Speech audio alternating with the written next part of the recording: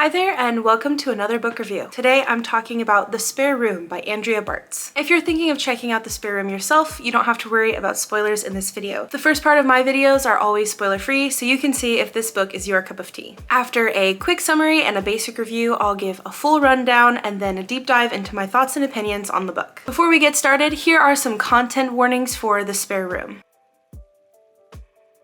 The Spare Room takes place in an exclusive gated community right outside of DC. It follows Kelly, our main character, who is currently on the rocks with her fiance Mike and traveling to stay with an old high school friend named Sabrina. Sabrina is a New York Times bestselling author and her husband does something for the Department of Defense. The three of them spend the summer together in the house during the pandemic, so they don't get very much interaction with the outside world. The longer Kelly stays in the house, the more romantic and suspicious tensions begin to rise between our three characters. Now that you know the basics of what goes on in The Spare Room, I'll give you my rating. But first, let's run through my rating system. 1 star means that I could not finish the book. 2 stars means that I struggled to finish it, but I did. 3 stars means I enjoyed it, it was good. 4 stars means I really liked it and I would recommend it to a friend or someone I know. And 5 stars, which is my highest honor, means I would read the book again. I gave The Spare Room by Andrea Bartz a 4-star rating because I really enjoyed it and I would definitely recommend it to someone who enjoys thrillers. If you read The Spare Room by Andrea Bartz and you enjoyed it, some other titles you may enjoy include The Villa by Rachel Hawkins, All the Dangerous Things by Stacey Willingham, or She Started It by Sean Gilbert. Okay, so now we are getting to the spoiler-filled part of this video. If The Spare Room sounds like your cup of tea, now is the time to pause the video, go read it, and then come back so that you can engage with some of my thoughts and opinions. If you like the sound of this book but you don't want to read it yourself, I've got you and I'll give you the full rundown. The Spare Room starts with a glance of something sinister. A lone figure standing in the window of an enormous house, scrubbing and scrubbing and scrubbing at the blood stiffening at the cracks in their palms. After seeing this, we flash to our protagonist, Kelly, who's on a train headed from Philadelphia to a place just outside of DC. The story takes place during the COVID-19 pandemic, so she's crying in her mask on the train as she thinks about her relationship with her fiance, Mike. She arrives in Virginia and meets up with an old high school friend, Sabrina, and her husband, Nathan. Sabrina is a best-selling romance author, and Nathan works for the Department of Defense. They live in a beautiful, massive house in a gated, exclusive community. Nathan is quirky and fun, but also weirdly intense about security, and he always talks about the fences and the gate outside of the house, and even insists that Kelly learn the code to the gate instead of writing it in her phone, just in case someone were to hack her phone. Kelly slowly eases into their home and becomes more comfortable. On one of her walks around town, Kelly bumps into a woman named Megan, who is also visiting. One night, Kelly and Sabrina end up kissing, and the three begin a polyamorous relationship. Kelly calls Mike and finalizes their separation, kind of taking Mike by surprise. After she gets off the phone with him, she thinks, "It's a horrible feeling, knowing what you've done is irreversible, that you've fractured life into the grand tectonic plates of before and after." Kelly ghosts Megan, her only friend in the community, to spend more time with Sabrina and Nathan. Kelly soon finds out that there is a woman missing, and the police have talked to Nathan and Sabrina about it because they were in a polyamorous relationship with her. This makes Kelly uncomfortable and kind of suspicious, but Nathan and Sabrina continuously insist that they had absolutely nothing to do with the woman's disappearance. The three of them get very close very quickly and have a ton of intimate scenes together. Not only are they sexually intimate, but they also begin to develop emotional attachments to one another as well. During this process, Kelly thinks, "We unhook the velvet rope and let one another into our lives." Then, one night in the hot tub, Nathan holds Kelly's head under the water and Sabrina backs into her and she thinks she's going to drown. The couple insists that it was an accident and they didn't realize that she was struggling to breathe. Kelly becomes even more uncomfortable. She soon finds out that the missing woman, Elizabeth, was last seen right outside the gate to the community in which Nathan and Sabrina live. Kelly goes to a hotel so she can take some time away from Nathan and Sabrina, clear her head, and try and figure out what she's gonna do. Sabrina is extra kind, saying that she understands Kelly's reaction and that she'll send her money for whatever she needs. Kelly decides to come back to the Lamonts, but when she gets home, it's to a super weird vibe. Thinking she'll make a nice supper to patch things up, Kelly goes to the basement, opens the wine cellar, and finds Elizabeth, the missing woman. Elizabeth is alive and well, much to everybody's surprise, and she explains that she ran away because her abusive girlfriend, Renee, was causing a lot of problems. problems. Elizabeth says she regrets causing problems for the Lamonts as she had thought about coming to their house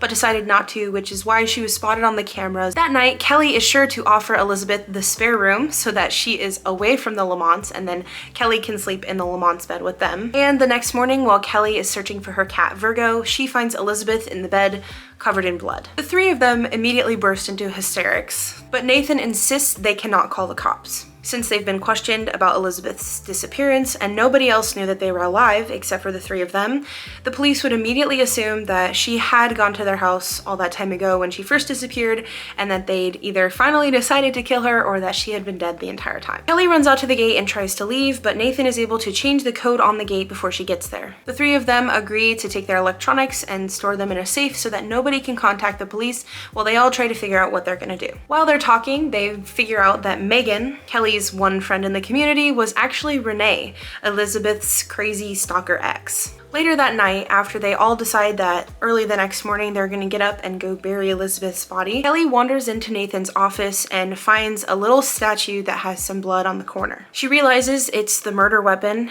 and turns around to find Nathan holding a gun on her. This is where the two of them have a miscommunication. Kelly thinks that he's holding a gun on her because he knows she found the murder weapon that he killed Elizabeth with, but he's holding a gun on her because he believes that she knew it was the murder weapon because she's the one who killed Elizabeth. The two of them get into a tussle and the gun goes off, killing Nathan. Sabrina arrives immediately after the gunshot and is incredibly upset, but after a moment of distress, the women realize they need to come up with a plan. They decide to paint Nathan as the total villain here, saying that he killed Elizabeth and then locked the two of them in the house and took away their electronics so they couldn't call the police. The footage of Kelly running to the gate and trying to get out helps them to corroborate this story. The police totally buy this story, and after the incident, Sabrina and Kelly continue their relationship, holing up in the house and staying away from the media. They decide that they're gonna move to New York City to get away from the scene where everything happened, but on the way they decide to stop and see Mike, Kelly's old fiance, because she wants to see how he's doing. When she gets them, the two of them are cordial, and Kelly goes to take some of her things until Mike slips up and says something about Elizabeth dying in Kelly's bed. It turns out that Mike, who was incredibly distraught about Kelly breaking up with him, came to the house that night and thought that it was Kelly in the bed when it was actually Elizabeth. He hesitates, doesn't actually kill her, and then goes into Nathan's office to snoop, but unfortunately for Elizabeth, she follows him in there and he acts on impulse, hitting her with the little statue and killing her. Kelly is obviously very upset about this turn of events, but realizes she can't say anything to the police about Mike because it would reveal that she and Sabrina had been lying about everything. Following this, Kelly decides that she'd rather stay single, and she and Virgo, her cat, move to Chicago. Okay, so now that you know what happens in the story, let's get into my deep dive of some things I liked and some things I didn't like about this book. I always like to start with what I like first. There are a lot of things that I liked about this book, starting first with the bisexual and polyamorous representation. I'm not poly myself, so I can't speak much to the accuracy of the representation there,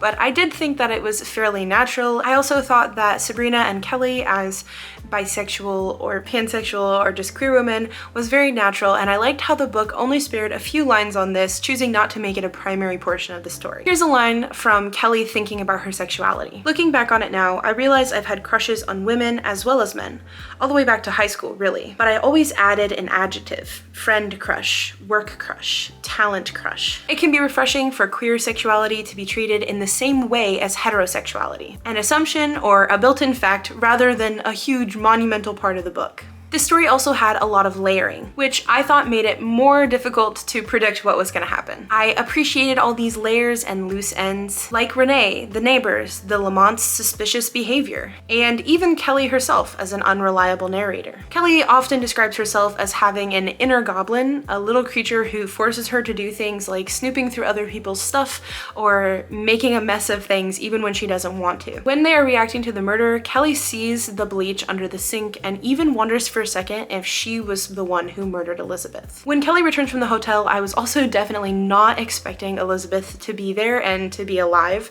I thought that was a very interesting turn of events. Finally, the last thing that I really enjoyed about this one was just the fun summer vibes. The characters go swimming, go for a walk to a juice bar, sit in the hot tub, and take selfies on loungers by the pool. The fantasy of going to someone's beautiful, gorgeous mansion for the summer, I think, adds an extra layer of fun to this book. The first thing I thought wasn't maybe so perfect about this was Mike's role as the killer. I would have liked to see a few more breadcrumbs or maybe some more characterization on Mike, because I think that would have made it a little more compelling that he turned out to be the killer. I still think it was a very good ending, and I did think that the circumstances were perfect for pushing somebody to be a killer, like being stuck in his apartment all by himself during the pandemic with no other human interaction while watching Kelly have this perfect, beautiful summer away from him. I just would have liked a little bit more to show that he was capable of something like that. I also thought that Sabrina and Kelly were fairly well characterized, but I wish that Nathan had had a little bit more fleshing out. I wanted to be more devastated at thinking that he was the murderer, kind of like how Sabrina was, but the bits about him being a good old gun-toting boy kind of made it easily believable for me,